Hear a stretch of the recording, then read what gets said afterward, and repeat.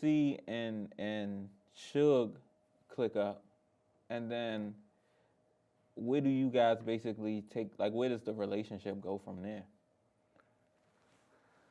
Well, I guess it was like the fact that Dre was over there too, so Dre and Doc was cool, and I guess the whole schematics of it was, you know, they wasn't really eating, I guess, so they wanted to try to venture out on their own, to find their own situation, you know what I'm saying? And Dre was the producer and Doc was the artist.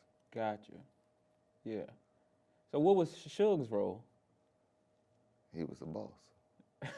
He was the man. He was putting it together. Yeah, He was the plot maker. You know what I'm saying? Yeah. So he basically was telling them, like, yo, He put the pieces together. I mean, you know, and it wasn't like, you know, everybody had this misconception of him. You know what I'm saying? It's like, and they paint this monstrous picture of him. You know what I'm saying? But it's like it's not really the case. You know what I'm saying? He just a regular dude too. You know what I'm saying? He knew what he wanted to do. He had a vision in his head, and you know, he was like, shit, wasn't nothing gonna stop him. Gotcha. That makes sense.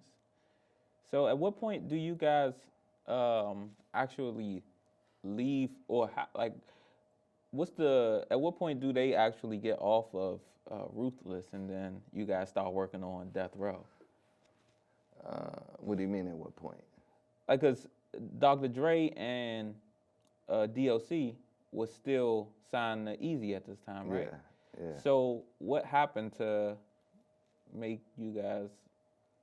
How did they get off? Basically, how did they get off? I don't want to do that one. Oh, all right. That's a no-go. All right. So then, once they actually do get off, and now they're off the record, and then it's you, Doc, Wes. So now we like, okay, let's put this shit together. Yeah.